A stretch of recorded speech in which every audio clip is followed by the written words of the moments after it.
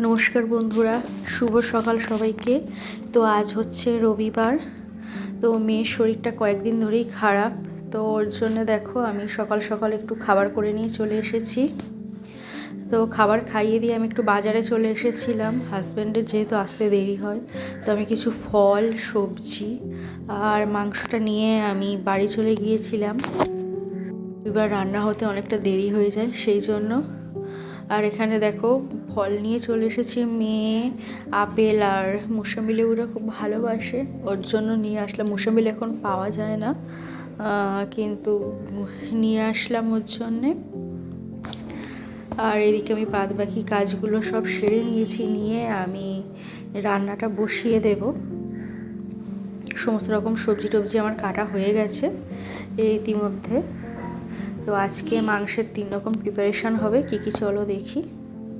তো এটা যেরকম নর্মাল হয় মাংসের তরকারি, তো সেরকম আমার আর হাজব্যান্ডের জন্য হচ্ছে প্লেন যেরকম মাংসের ঝোল হয় রবিবার করে, সেই রকমই। রবিবার মানেই মাংসের ঝোল আর ভাত।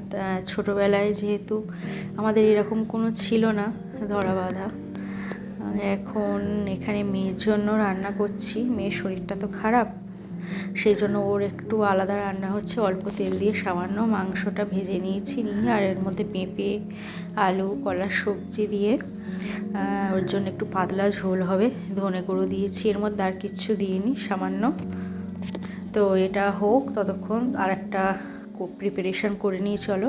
দেখো এর মধ্যে গাজর আছে, ব্রকলি আছে আর বিনস আছে, ওগুলো আলাদা ভাবিয়ে নিয়ে আর মাংসটাকেও সিদ্ধ করে নিয়েছি। নিয়ে এগুলোকে একটু ছিঁড়ে দিয়ে আর এগুলোকে হালকা জাস্ট অল্প তেলে গোলমরিচ দিয়ে ভেজে নেব, আর কিচ্ছু দিইনি।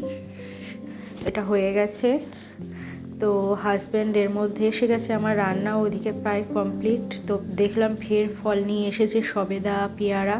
তো সেগুলোকেই গুছিয়ে রাখছি, এগুলোকে গুছিয়ে রেখে তো এবার লাঞ্চ করতে বসে পড়েছি। আমাদের হাজব্যান্ডকে আগে দিয়ে দিয়েছিলাম, আর এদিকে মেয়েও খাচ্ছে, আমিও খাচ্ছি। আজকে একটু বেটার আছে, গত 2 দিন ধরে খুব শরীরটা খারাপ ছিল।